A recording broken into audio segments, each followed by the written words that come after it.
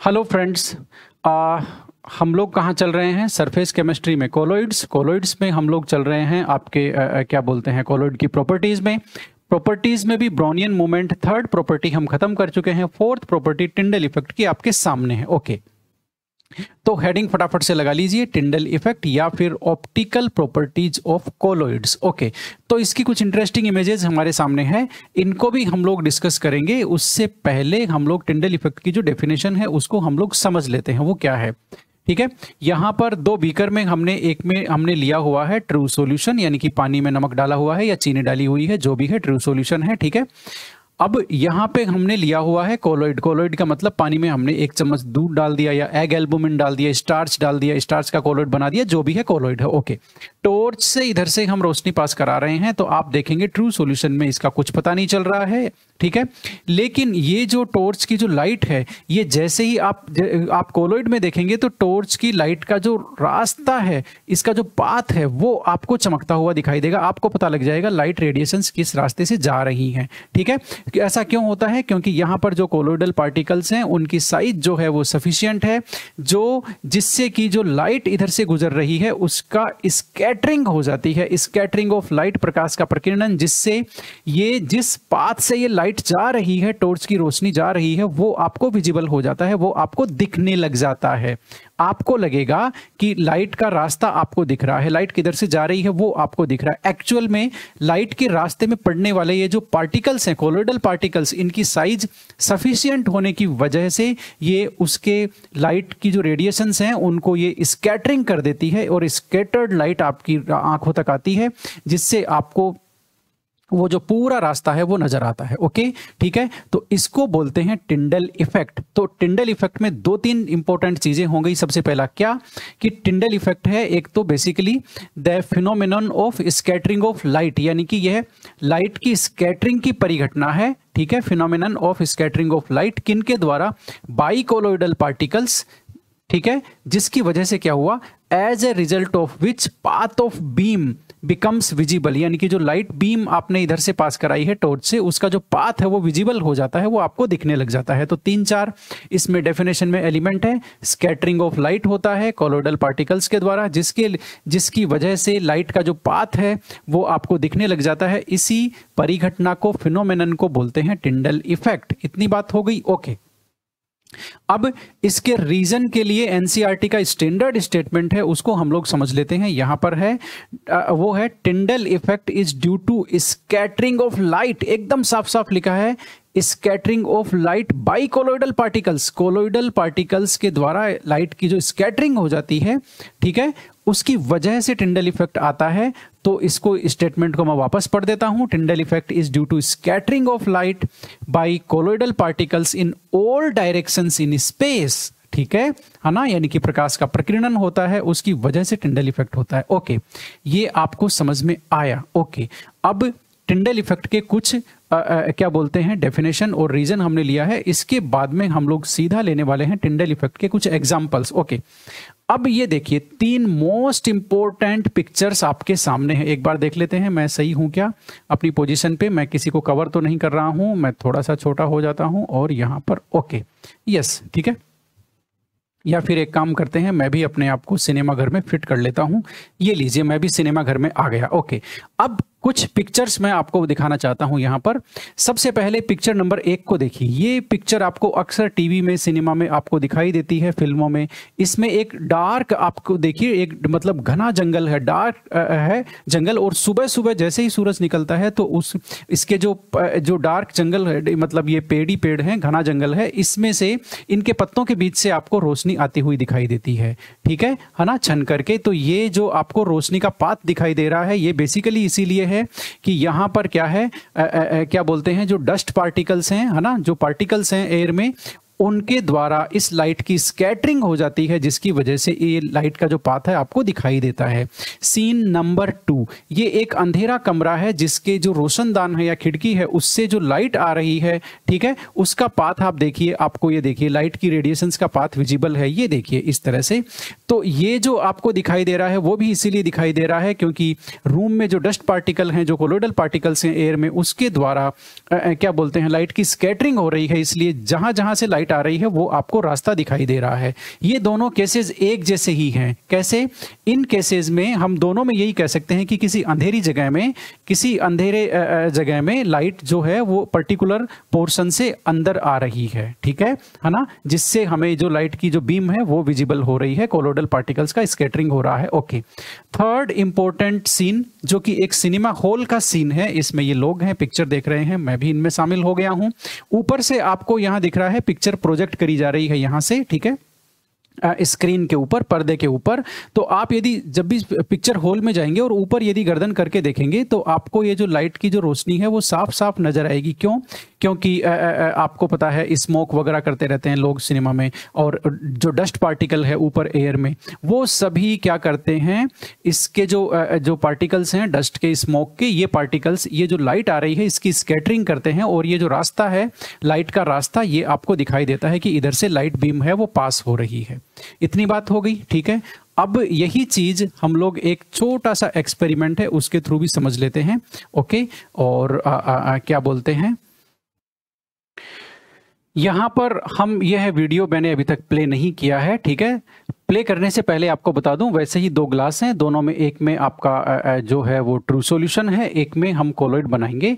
अभी क्या हो रहा है, दोनों ग्लासेस के थ्रू आप देखिए टॉर्च की रोशनी है वो पास कर रहे हैं, और दीवार पे आपको इसका निशान बनता हुआ दिखाई देगा। जहां पे अभी कर्सर है वहां दीवार पे उस जो टॉर्च से रोशनी आ रही है उसका निशान अभी बना हुआ है, ठीक है ना। यानी कि टॉर्च से रोशनी पास हो रही है, लेकिन इन दोनों से हमें अभी तक पास होती हुई नहीं दिख रही है, दोनों ग्लासेस से।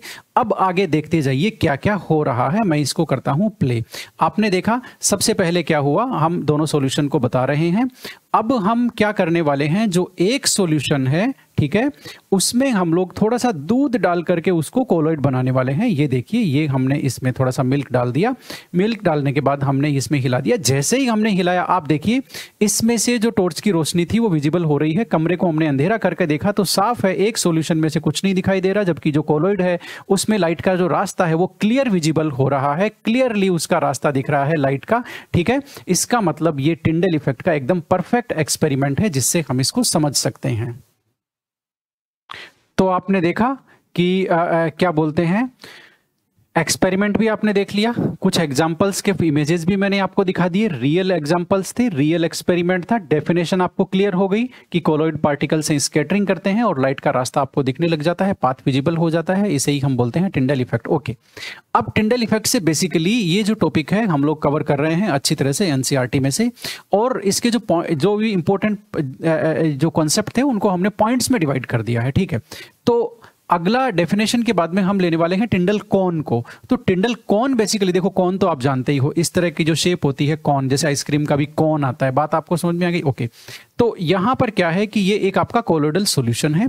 कोलोइडल सॉल्यूशन में आपने क्या किया, इधर से आप देखिए ये लाइट का सोर्स है, लाइट के सोर्स को आपने जो ये जो लेंस है, इससे क्या हुआ, ये जो लाइट है ये हम पूरी किस पे डाल रहे हैं, यहाँ एक कोलोइडल पार्टिकल है उस पे डाल रहे हैं। यहाँ जाहिर सी बात है पूरे सॉल्यूशन में कोलोइडल पार्टिकल है, कोई ना कोई तो पार्टिकल यहाँ प्रेजेंट होगा ही होगा कभी ना कभी। तो ये मूव कर जाएगा ब्रोनियन मूवमेंट की वजह से, तो कोई और आ जाएगा, ठीक है।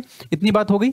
तो यहाँ पर हम जैसे ही डालेंगे और इधर अल्ट्रा माइक्रोस्कोप से यदि हम इसे देखते हैं, ठीक है, तो यह एक ब्राइट स्टार की तरह चमकता हुआ दिखाई देगा, और सभी डायरेक्शंस में ये जो लाइट के जो लाइट है जो इस पे गिर रही है उसकी स्कैटरिंग करेगा। बात आपको समझ में आ गई, ठीक है। तो ये देखिए लाइट इसके ऊपर गिरी और इसने स्कैटरिंग करी। माइक्रोस्कोप से देखेंगे तो ये एक बहुत ही ज्यादा चमकता हुआ स्टार की तरह दिखाई देगा, ठीक है। और ये जो पाथ है जो विजिबल हो गया, ये पाथ हमें क्या हो जाएगा, विजिबल हो जाएगा, ठीक है। इसको हम बोलते हैं, ये जो बेसिकली कौन बन गया, अब एक पूरा ये कौन बन गया ना, देखो यहां से यहां तक, ठीक है। इसको बोलते हैं हम लोग टिंडल कौन। क्या बोलते हैं?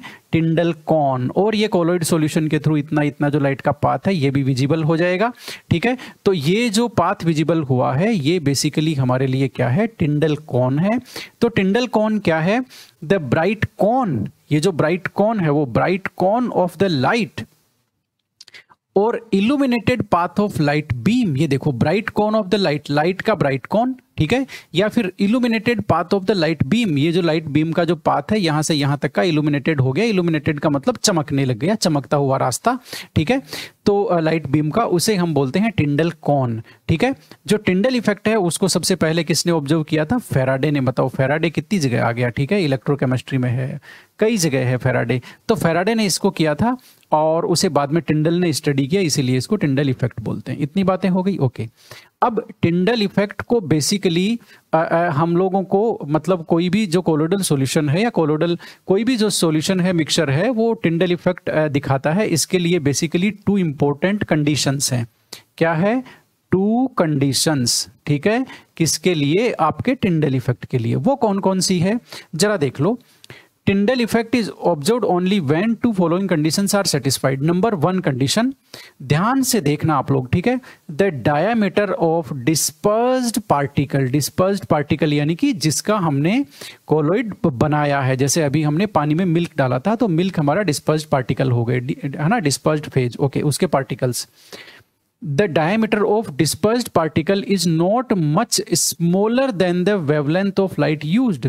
जो लाइट हम लोग डाल रहे हैं कोलोइड के ऊपर उसकी वेवलेंथ से बहुत ज्यादा छोटा नहीं होना चाहिए डायामीटर। यदि किसका डायामीटर?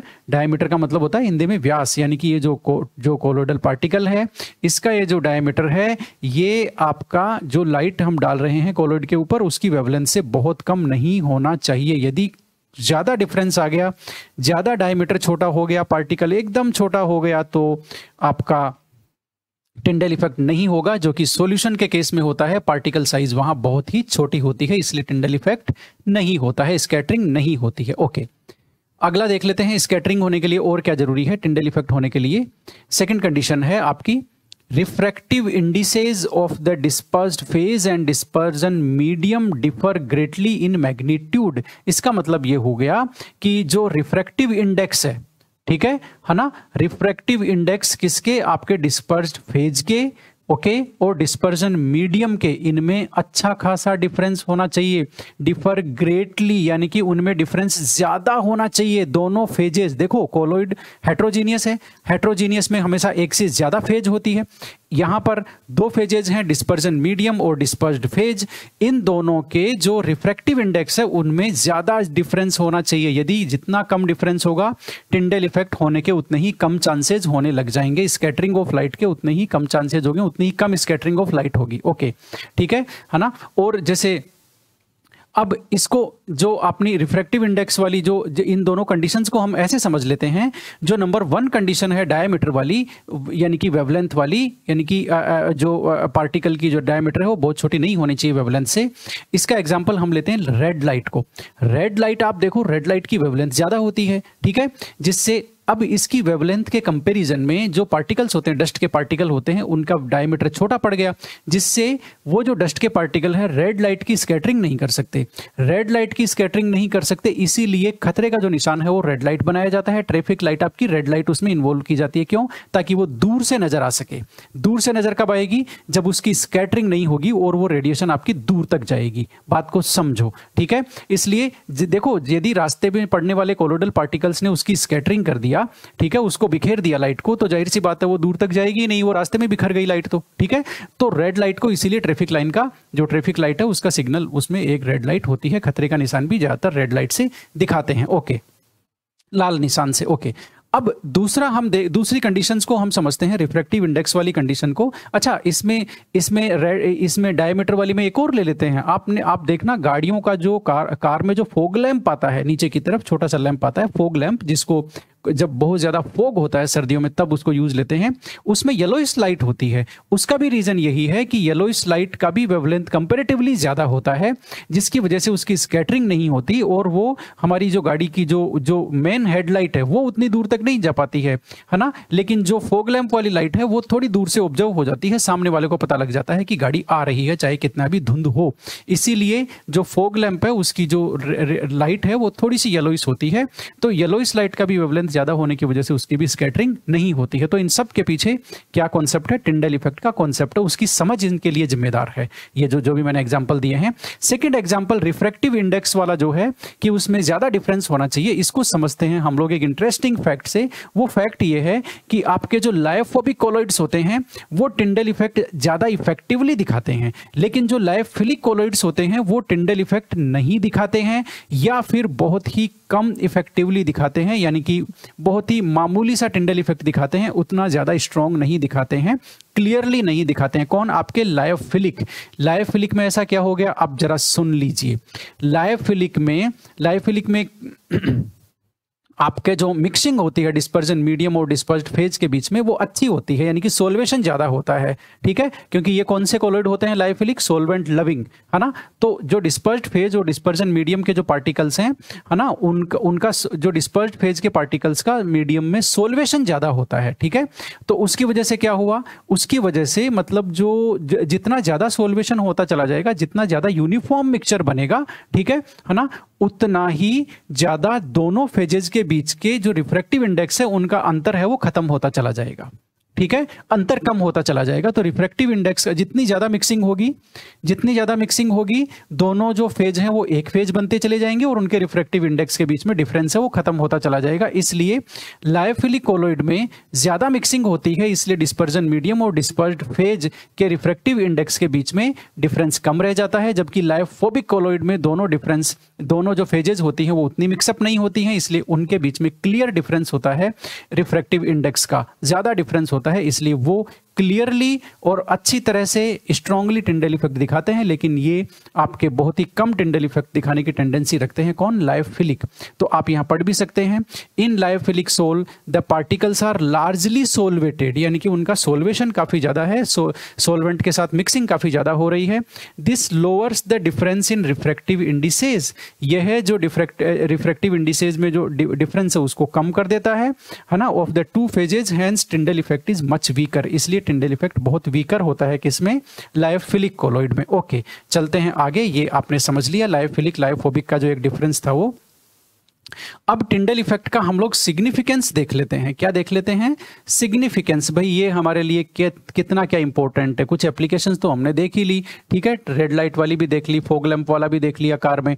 अब हम देख लेते हैं आपका इसमें पॉइंट नंबर 1 है, Tyndall effect is used to distinguish between colloidal और ट्रू सॉल्यूशन। देखो, कोलॉइडल और ट्रू सॉल्यूशन में डिफरेंस करने के लिए हम टिंडल इफेक्ट को यूज ले सकते हैं। कोई कहे कि ये कोलॉइडल है या ट्रू सॉल्यूशन है, हमें देखने से तो दिखेगा नहीं, ठीक है, क्योंकि नेकेड आईज से आपके जो कोलॉइडल पार्टिकल्स है वो दिखते नहीं है, ट्रू सॉल्यूशन के भी नहीं दिखते। तो टिंडल इफेक्ट आप प्रूव कर सकते हो कौन सा सॉल्यूशन है, कौन सा कोलॉइड है। ओके, एक इंपॉर्टेंट बात, बहुत लोग ये भी पूछते हैं कि सस्पेंशन क्या टिंडल इफेक्ट दिखाएगा? बिल्कुल दिखाएगा। सस्पेंशन क्यों नहीं दिखाएगा? लेकिन सस्पेंशन में जो टिंडल इफेक्ट है वो उतना इंपॉर्टेंट नहीं होता है, क्योंकि ऑल ओवर भी सस्पेंशन इतने ज्यादा इंपॉर्टेंट नहीं होते हैं, इसलिए उनमें जो टिंडल इफेक्ट है उसका स्टडी भी इतना नहीं है, क्योंकि उसका इंपॉर्टेंस उतना ज्यादा नहीं है। बाकी सस्पेंशन टिंडल इफेक्ट दिखाते हैं, ये आप लिख लेना। Okay, Tyndall effect confirms the heterogeneous nature of colloidal sol. ये देखो, कोलॉइड्स जो होते हैं, ये एक सवाल रहता है कि वो होमोजीनियस हैं कि हेट्रोजीनियस है, ये कैसे पता चलेगा?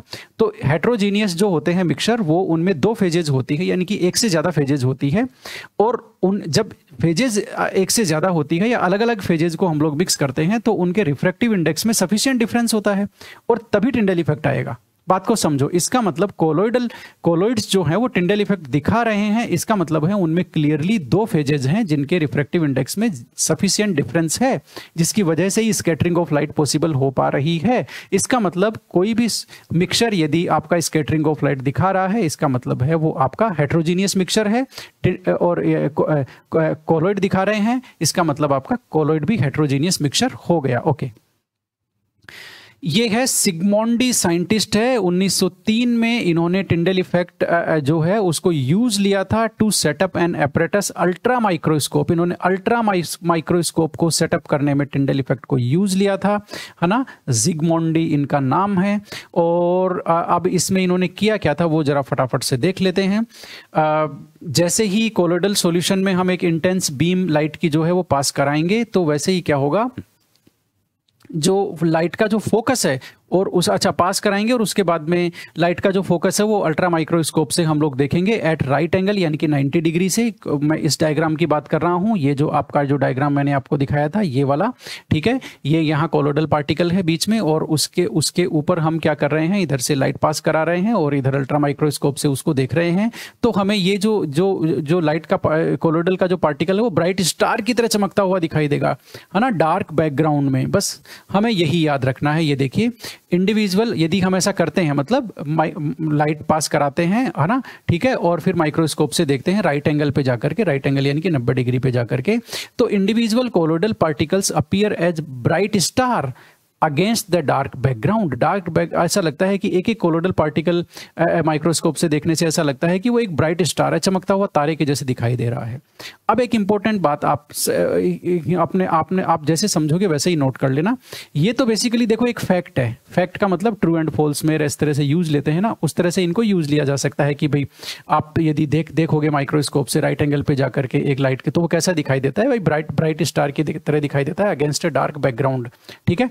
ओके, अब जो दूसरा फैक्ट आ रहा है वो इंपॉर्टेंट है। वो क्या है, ये जो अल्ट्रा माइक्रोस्कोप सिगमुंडी ने बनाई है, ये कोलोइडल पार्टिकल्स को एक्चुअली ये देखती नहीं है। तो फिर ये क्या करती है, आपको उनकी प्रेजेंस तो बता ही देगी क्योंकि वो ब्राइट स्टार के रूप में दिखाई दे रहा है, ठीक है, लेकिन एक्चुअल में ये उनको देख नहीं सकती है। ये केवल वो जो लाइट स्कैटरिंग कर रहे हैं कोलोइडल पार्टिकल्स, उनको उस लाइट के थ्रू उसकी प्रेजेंस को डिटेक्ट करती है कि भाई वहां कोलोइडल पार्टिकल है या नहीं है। इसलिए आप कोलोइडल पार्टिकल्स की जो विजिबिलिटी का कॉन्सेप्ट है उसमें भी क्लियर है, नेकेड आइज से नहीं देख सकते। ऑर्डिनरी माइक्रोस्कोप से, जो आप बायोलॉजी की लैब में बच्चे यूज करते हैं ना, क्लास 11 12 पीएससी वाले ऑर्डिनरी माइक्रोस्कोप, उससे भी हम इसको नहीं देख सकते हैं कोलोइडल पार्टिकल्स को, ठीक है। अल्ट्रा माइक्रोस्कोप से इनकी जो स्कैटरिंग ऑफ लाइट है उसको हम फील कर सकते हैं, इसलिए कोलोइडल पार्टिकल की प्रेजेंस को हम बता सकते हैं। इसलिए अल्ट्रा माइक्रोस्कोप से फिर भी कहते हैं कि कोलोइडल पार्टिकल्स को देखा जा सकता है, यानी कि उनकी प्रेजेंस को डिटेक्ट किया जा सकता है। लेकिन अल्ट्रा माइक्रोस्कोप से उनकी जो साइज है और शेप है उसके बारे में कोई इंफॉर्मेशन नहीं मिलती। ये देखो, ये सेंटेंस इंपॉर्टेंट है। अल्ट्रा माइक्रोस्कोप जो कि जिग्मोंडी ने बनाई थी कोलोइडल जो टिंडल इफेक्ट के कॉन्सेप्ट पे, ultra microscope do not provide any information, कोई इंफॉर्मेशन नहीं देती किसके बारे में, साइज और shape of colloidal particles. Colloidal particle की साइज और शेप के बारे में अल्ट्रा माइक्रोस्कोप कोई इंफॉर्मेशन नहीं देती। यह केवल उसकी प्रेजेंस को बताती है कि कोलोइडल पार्टिकल है या नहीं है। क्यों? क्योंकि यह केवल स्कैटरिंग ऑफ लाइट को डिटेक्ट करती है और किसी को डिटेक्ट नहीं करती। ओके, तो फिर किसी ने कहा कि फिर भाई साइज और शेप है कोलोइडल पार्टिकल की, वो कैसे पता चलेगी? तो उसके लिए आपको चाहिए दोस्तों इलेक्ट्रॉन माइक्रोस्कोप। क्या चाहिए? Electron microscope. ये देखो, the shape and size of colloidal particle can be determined using scanning electron microscope यानी कि सेम, ट्रांसमिशन इलेक्ट्रॉन माइक्रोस्कोप यानी कि टेम, और इन दोनों को मिला दो स्कैनिंग ट्रांसमिशन इलेक्ट्रॉन माइक्रोस्कोपी यानी कि स्टेम। ओके, तो इस तरह से ये हमने ये समझ लिया कि कोलोइडल पार्टिकल को एक्चुअल में तो अल्ट्रा माइक्रोस्कोप से उनको देख तो सकते हैं, लेकिन उनकी शेप और साइज के बारे में इंफॉर्मेशन नहीं ले सकते हैं। उसके लिए हमें इलेक्ट्रॉन माइक्रोस्कोप चाहिएगा, ठीक है। तो जिग्मोंडी ने काफ़ी खतरनाक काम किया था। और इसके अलावा क्या बोलते हैं, टिंडल इफेक्ट हमें क्या क्या बताता है वो हमने समझ लिया अच्छी तरह से। टिंडल इफेक्ट का एक्सपेरिमेंट, इसके एग्जाम्पल ये समझ लिए हमने अच्छी तरह से। अब हम लोग बेसिकली जो नेक्स्ट हमारा टॉपिक है, ठीक है, चार्ज वाला, वो हम लेने वाले हैं। तो आप लोग अब नया हेडिंग लगाने वाले हैं। नया हेडिंग लगाने से पहले ही कुछ एग्जाम्पल टिंडल इफेक्ट के हमने ले लिए हैं, कुछ एग्जाम्पल हमारे पास हैं, उनको भी हम लोग देख लेते हैं, ठीक है। और ये जो एग्जाम्पल्स हैं ये हैं, एक तो आपके blue colour of sky, sky का जो ब्लू कलर है, आकाश का नीला रंग है, वो टिंडल इफेक्ट का एग्जाम्पल है। सी वाटर, समुद्र का पानी का नीला रंग, वो भी आपका इसी की वजह से, स्कैटरिंग ऑफ लाइट की वजह से है, यानी कि टिंडल इफेक्ट की वजह से है। स्कैटरिंग ऑफ लाइट करता कौन है बोल के, जो सफिशिएंट साइज के जो कोलोइडल पार्टिकल्स होते हैं वही तो करते हैं। Okay, visibility of dust and smoke particles in cinema, cinema में जो आपके डस्ट पार्टिकल और स्मोक आपको ऊपर गर्दन करने से दिखते हैं वो आपके टिंडल इफेक्ट की वजह से होते हैं। Visibility of tails of comet, यानी कि ध्रुव तारे की जो पूंछ आपको दिखाई देती है वो आपको टिंडल इफेक्ट की वजह से दिखाई देती है। Cloudy appearance of milk, milk का जो क्लाउडी अपीयरेंस आता है उसमें टॉर्च की लाइट डालने से, ठीक है, वो भी आपको जो है वो आपको टिंडल इफेक्ट की वजह से दिखाई देता है। तो ये कुछ एग्जांपल्स थे। अब आप तसल्ली